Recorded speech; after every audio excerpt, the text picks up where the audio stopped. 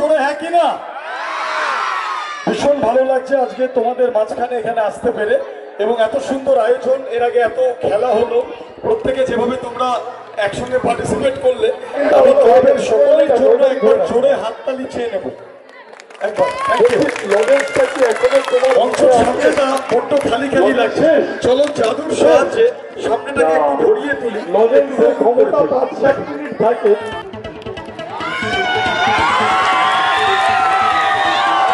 আমার কাছে একটা খালি ট্রে আছে, জাদুকরের কাছে কোনো কিছুই খালি নয়। জাদুর সাহায্যে দেখা যাক আমরা এই খালি ট্রে থেকে ready 1 2 and 3। Wow, thank you. ম্যাজিকের একটাই মন্ত্র, যত হাততালি তত ম্যাজিক। জোরে হাততালির সাথে সাথে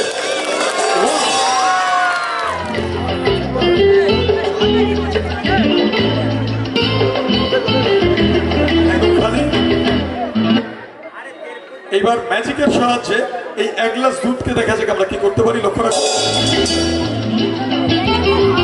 রেডি 1 2 and 3।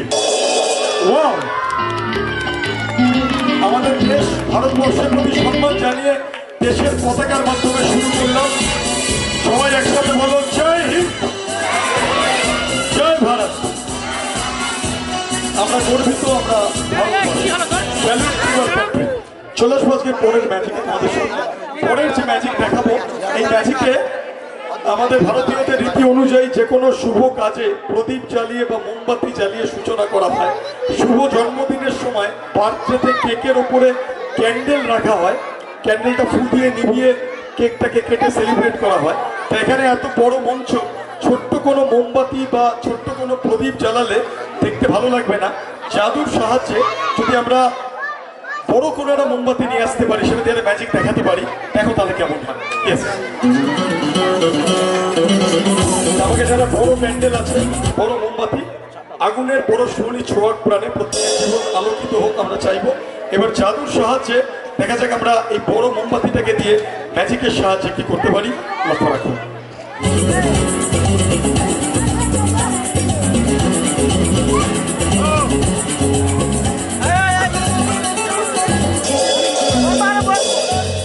Ready 1 2 and 3।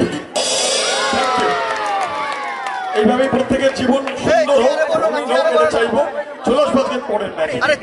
পরের যে ম্যাজিক দেখাবো, তোমাদের বাড়িতে ফটো ফ্রেম আছে, ছবি রাখার ফ্রেম, হ্যাঁ কি না? আমরা আমাদের প্রিয়জনদের ছবি বা ফ্যামিলি ফটো ফ্রেমের মধ্যে রাখি। তা আমার কাছে একটা ফ্রেম আছে, আমি নিয়ে আসবো, দেখবো তাতে কোনো ছবি বা সেই জাতীয় কিছু আছে কিনা। লক্ষ্য রাখুন, সেই ফটো ফ্রেম তুলে ধরবো তোমাদের সাথে।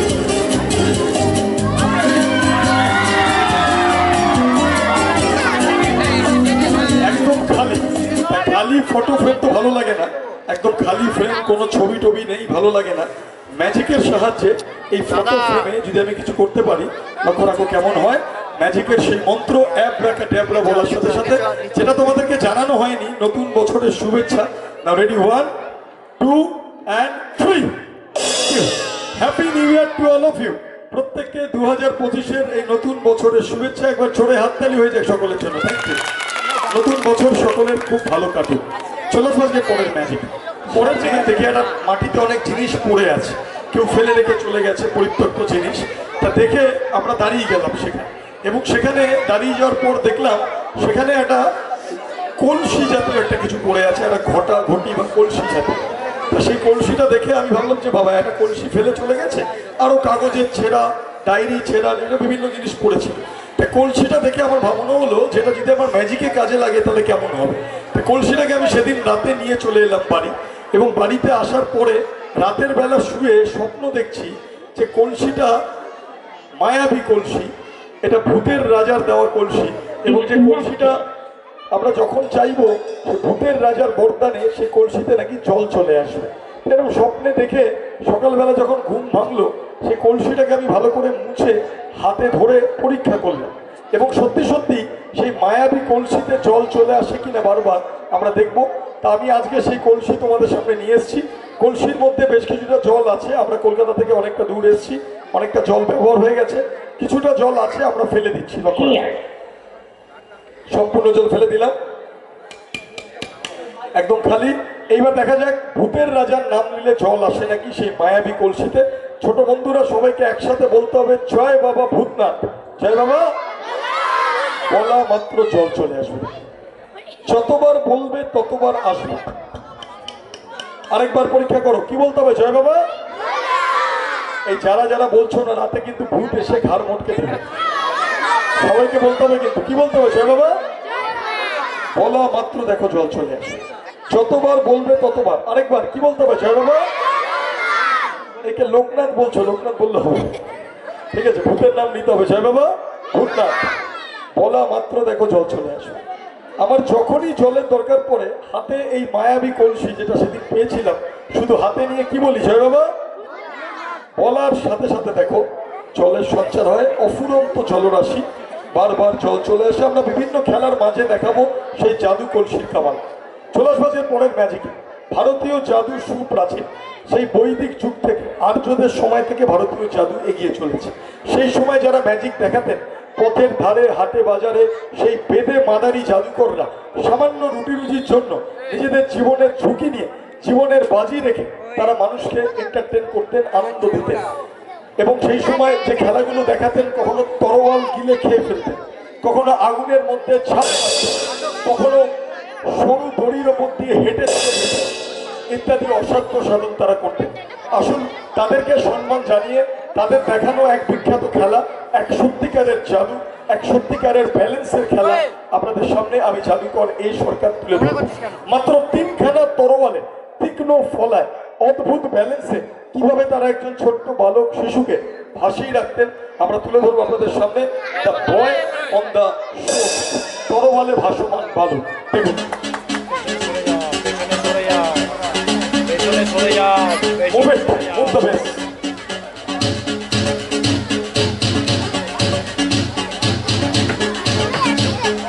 মাত্র 3খানা তরোয়ালের ফলায় কিভাবে তারা একজন ছোট্ট শিশুকে ভাসিয়ে রাখতেন, লক্ষ্য রাখুন। শট।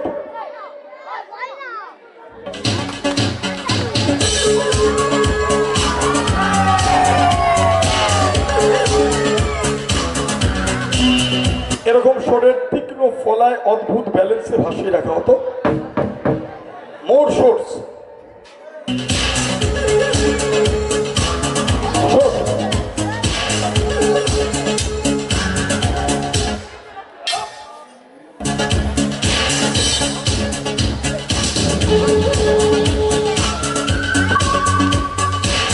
আমরা ছোট্ট একজন শিশুকে আপনাদের সামনে আহ্বান করব এবং কিভাবে ভাসিয়ে রাখা হতো চলুন আপনাদের সামনে দেখাবো। The little boy.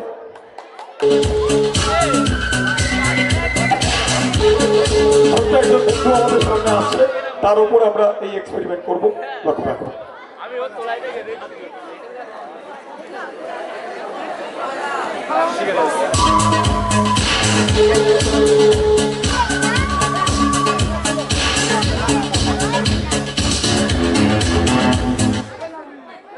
ছোট্ট একজন বন্ধু আমাদের সামনে এসছে, আমরা ওকে দিয়ে এই ম্যাজিকটা করব। তুমি ভাবো এখানে শয়ে শয়ে দর্শক কেউ নেই, শুধু আমি আর তুমি। তুমি ভালো করে দুটো হাত পাশে রাখো, ফিল অ্যাবসলিউটলি রিল্যাক্স। ভালো করে তোমার ডান চোখ দিয়ে আমার বাঁ চোখকে দেখো, তোমার বাঁ চোখ দিয়ে আমার ডান চোখকে দেখো, একভাবে দেখতে থাকো, একভাবে কনসেন্ট্রেট করো। Just look at my both I box. একভাবে আমার দুটো চোখের দিকে দেখতে থাকো, দেখতে থাকো, দেখতে থাকো, দেখতে থাকো, দেখতে থাকো, দেখতে থাকো, দেখতে থাকো, দেখতে থাকো, দেখতে থাকো, দেখতে থাকো। ভাবো ধীরে ধীরে তোমার চোখের পাতা ভারী হয়ে আসছে, তুমি ঘুমিয়ে পড়ছো গভীর ঘুমে, তোমার শরীর হালকা হয়ে আসছে, একটা বেলুনের মতো হালকা হয়ে আসছে। তুমি ঘুমিয়ে পড়ছো, শুয়ে পড়ছো, ঘুমিয়ে পড়ছো, ঘুমিয়ে পড়ছো, ঘুমিয়ে পড়ছো, ঘুমিয়ে পড়ছো, ঘুমিয়ে পড়েছো। আমরা ওকে সাময়িকভাবে সম্মোহিত করলাম, হিপনোটাইজ। এবার ওকে আমরা ব্যালেন্স করার চেষ্টা করব, দেখা যাক সম্ভব হয় কিনা।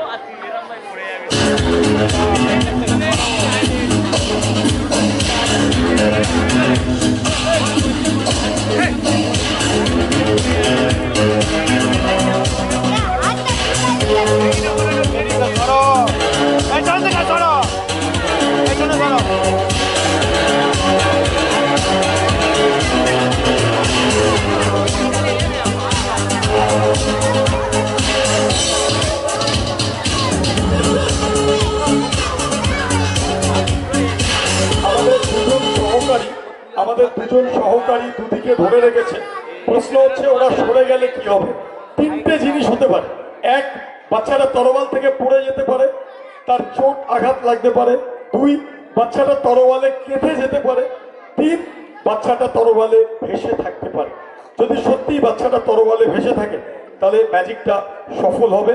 আমরা চেষ্টা করছি ওকে ব্যালেন্স করে ভাসিয়ে রাখার মাত্র 3খানা তরোয়ালের ফলায়। সত্যি সত্যি যদি ভেসে থাকে ওকে আপনারা হাততালি দিয়ে উৎসাহিত করবেন। লক্ষ্য রাখুন আমাদের দুজন সহকারী ধরে আছে। নাও অন মাই কাউন্ট অফ 3 ওরা দুজন সরে যাবে। নাও 3, 2 and 1 move। মাত্র 3টে সরে, জাস্ট অনলি 3 শার্প শটস। 3খানা মাত্র তরোয়ালের অদ্ভুত ব্যালেন্সে ছোট্ট শিশু ও নিজেকে কিভাবে ভাসিয়ে রেখেছে। Our first experiment is successful. Now we are coming to the second experiment. যদি 3টে শটের থেকে সরিয়ে নেওয়া হয় একটুতে, মাত্র 2টো শটের ব্যালেন্সে দেখা যাক ও নিজেকে ভাসিয়ে রাখতে পারে কিনা। আমরা সরিয়ে ফেলছি একখানি শট। লক্ষ্য রাখুন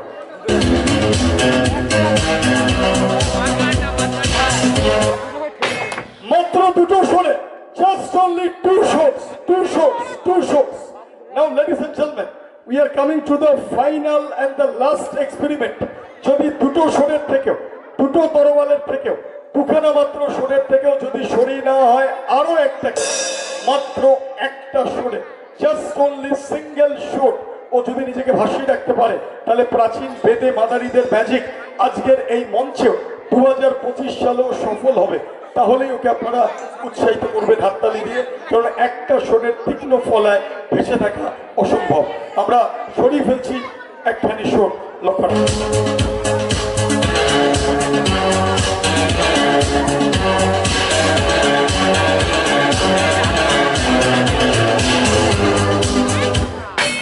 মাত্র একটা শটে, আনবিলিভেবল, মাত্র একখানা শটের তীক্ষ্ণ ফলায় আপনাদের চোখের সামনে ছোট্ট বাচ্চাটির অদ্ভুত ব্যালেন্সে নিজেকে ভাসিয়ে রেখেছে। আমরা রিং পাস করে আরো পরিষ্কার ভাবে দেখাবো। Give me the ring.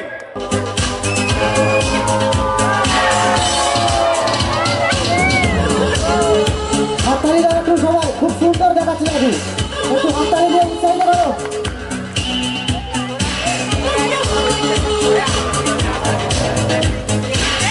Thank you, নমস্কার, থ্যাংক ইউ। দেখো ছবিগুলো কেমন হলো। ছবি যদি ভালো লাগে একটু হাততালি দিয়ে বুঝিয়ে দেবে। প্রথম প্রতিযোগিতায় সবচেয়ে কম সময় সবচেয়ে বেশি ছবি সুন্দরভাবে একে ক্লাস 5-এ ফার্স্ট হয়েছিলাম। দেখো ছবিগুলো আমি তুলে ধরছি। Ready, 1, 2 and 3। ওয়াও, প্রত্যেকটা পাতায় দেখো ছবি চলে এসছে, ব্ল্যাক এন্ড হোয়াইট স্কেচ দেখতে পাচ্ছ, সেই আউটলাইনগুলো মার্কার পেন দিয়ে করেছে। তা সেই প্রতিযোগিতায় প্রথম হয়েছিলাম সবচেয়ে কম সময়ে ছবি এঁকে। তারপর যখন আরেকটু বড় হই তখন শুধু ছবি আঁকলে হবে না, ছবিগুলোকে সুন্দর করে রং করতে হবে। তা সেখানে তখন আমি ক্লাস 7-এ পড়ি, 2 বছর পরেই 5-এ পড়ে। সেখানে রং করার সময় আমি আমার যখন ব্রাশ নিলাম, রং রাখার যে প্যালেট সেটাকে যখন নিলাম, দেখলাম রংগুলোই বাড়িতে ফেলে চলে এসেছে। তা রং ছাড়া তো রং করা সম্ভব না। তা আমি ভাবলাম আমি তো জাদুকর, যদি জাদুর সাহায্যে রং ধরে আনা যায়। তা যেমন ভাবনা তেমন কাজ। তা আমার কাছে একটা রুমাল ছিল, আমি রং ধরে আনার চেষ্টা করব। কিভাবে কি কি রং আনবো চলো তোমাদের সামনে দেখাই। লক্ষ্য রাখো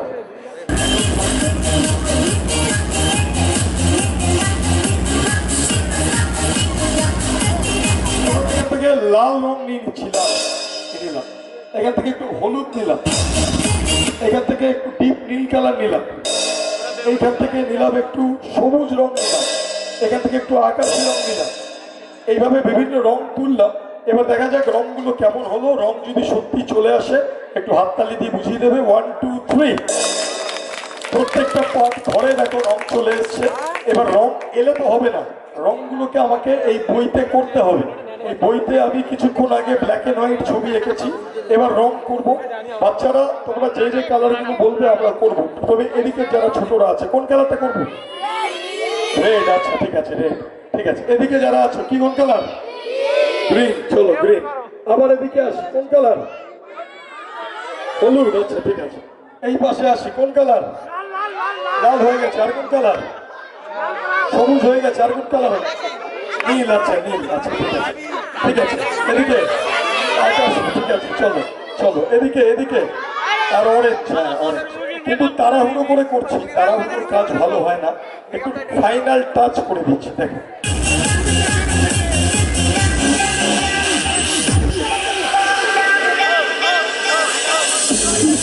এইবার দেখো রং কেমন হলো। যদি রং ভালো হয়ে থাকে একটু হাততালি দিয়ে বুঝিয়ে দেবে। ক্লাস 7-এর সেই প্রতিযোগিতাতে ফার্স্ট হয়েছিলাম, সবচেয়ে কম সময় সবচেয়ে বেশি ছবি সুন্দরভাবে রং করে। দেখো রেডি, 1 2 and 3। ওয়াও, প্রত্যেকটা পাতা দেখো, প্রত্যেকটা ছবি কি সুন্দর রঙিন হয়ে গেছে। দেখো each and every page, each and every picture দেখো কি সুন্দর রঙিন হয়ে গেছে। তাই এই কম্পিটিশনেও আমি ক্লাস 7-এ প্রথম হয়েছিলাম। একটা কথা তোমাদের বলা হয়নি, ছোটবেলার এত কথা বলছি। ছোটবেলায় কিন্তু আমি একটু কিপটে টাইপের ছিলাম, একটু কিবোর্ড টাইপের ছিলাম। আমি এই একটা ড্রয়িং বই দিয়েই সারা জীবন চালিয়ে গেছি। কি করে? ম্যাজিক করে। প্রত্যেকটা প্রতিযোগিতা হয়ে যাওয়ার পরে আমি বাড়ি এসে আমার এই রবার ইরেজারটা নিতাম এবং সমস্ত ছবি দুদিক থেকে মুছে ফেলতাম। দেখো সত্যি সত্যি যদি মুছে যায় তাহলে হাততালি দিয়ে বুঝিয়ে দেবে। Ready, 1 2 and 3। ওয়াও, দেখো দুদিক থেকেই সমস্ত ছবি একদম মুছে সাদা হয়ে গেছে। এই ছিল ছবি আঁকার জাদু। অনেকক্ষণ ছোট বলতে হবে। বলো ককর কক, ককর কক, ককর কক, ককর কক, ককর কক। ককর কক। এ কুকুর কুকুর করলে হবে না, ভালো করে বলো। ককর কক। ধরো আমি এই আমার খালি হাত আমি এর মধ্যে দিচ্ছি। আচ্ছা আমি দেখবো না, ও কৌতূহল করেছিল, ও নিজেই দেখুক, ও চাইছিল যে আমি ঠিক দেখবো কিছু সত্যি সত্যি এসছে কিনা, ওকে দিয়ে আমি দেখি।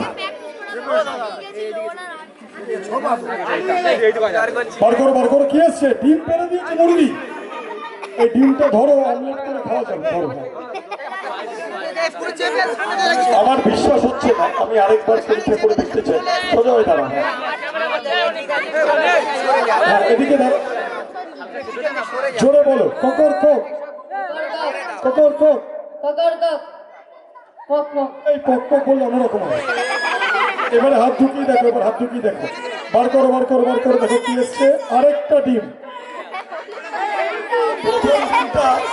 প্রথম ডিমটা সামনে থেকে এসছে তাই সাদা। এটা পিছনে পায়ুপথ থেকে এসছে, হলুদ হয়ে গেছে, বাজে গন্ধে বেরোচ্ছে। এবার তুমি সত্যি করে বলো তো যে তুমি মুরগি খেয়েছো না খাওনি? খাইনি না কিন্তু কোথায়। আচ্ছা তুমি কি মনে করো যে তোমার পেটে মুরগি আছে? না তুমি কি মনে করো মুরগি ডিম পেড়েছে? না। তাহলে ও যখন মনেই করে না যে মুরগি আছে বা মুরগি ডিম পেড়েছে, অথচ ডিমটা বেরোলো, তার মানে মানতে হবে ডিম দুটো ওই পেড়েছে। ঠিক আছে, তাহলে আজকে থেকে ওর নাম কি হবে? মুরগি। আমরা যেমন আমেরিকাতে স্পাইডারম্যানের কথা শুনেছি, মাকড়সা মানুষ, ও হচ্ছে আপনাদের এলাকার মুরগি মানুষ।